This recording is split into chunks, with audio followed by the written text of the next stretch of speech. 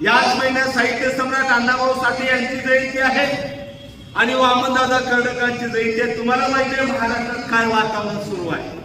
खास करून बौद्ध मातंगवाद जोरात चालू आहे उपवर्गीकरणाच्या माध्यमातून.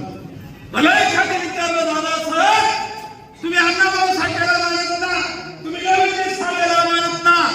मी मानतोय की नाही आज पारंपरिक लोकशाही होता समर्थन मंडळाला भेटायचं सगळ्यांच्या कार्यक्रमात माधवदादा वाडवे यांच्या उपस्थितीमध्ये सांगतो आणि आम्ही जेवढं वामनदादाला मानतो तेवढंच साहित्य सम्राट अण्णाभाऊ साठेला मानतो.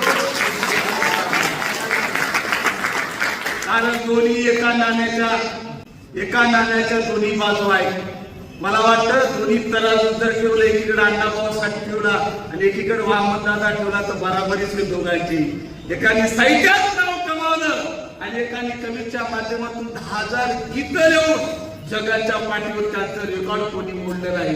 आणि म्हणून हा गैरसमज कोणाचा असेल आम्ही अण्णाभाऊ साठेला मानत नाही तो त्यांनी काढून टाकावा.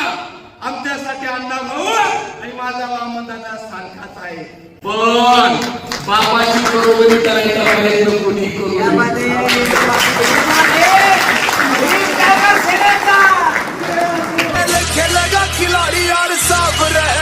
RJ